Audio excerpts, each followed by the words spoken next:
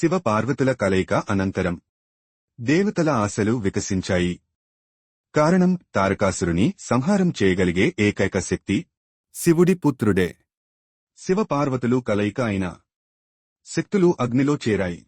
ఆ అగ్ని శక్తిని హిమాలయాల్లో గంగమ్మ తట్టుకోలేక సరస్వతికి అప్పగించింది. ఆ శక్తి చివరికి కృత్తిక నక్షత్ర దేవతల సంరక్షణలోకి వెళ్ళింది.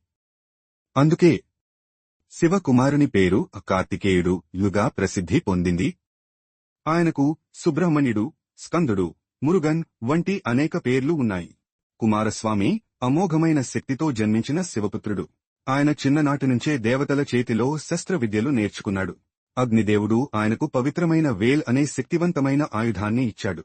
ఇంతలో తారకాసురుని పీడలు పెరిగిపోతున్నాయి. దేవతల మునుల ప్రార్థనలతో కుమారస్వామి యుద్ధానికి సిద్ధమయ్యాడు. యుద్ధభూమిలో ఆయన ధైర్యంగా ప్రవేశించాడు. తారకాసురుని దెయ్య బలగాలు వానలా వచ్చాయి. కాని కుమారస్వామి ఒక వేటగాడిలా శక్తివంతంగా వారిని ఎదుర్కొన్నాడు. తీవ్రమైన యుద్ధం జరిగిన తర్వాత ఆయన తన వేల్ ఆయుధంతో తారకాసురుని హృదయాన్ని ఛేదించాడు. వినాశక శక్తిని చీకటి నుండి వెలుగులోకి తెచ్చిన పోరాటం ఇది. దేవతలు ఆనందంతో నదుల్లో తుళ్లించాయి. లోకాలందరూ హర్షధ్వానాలు చేశారు.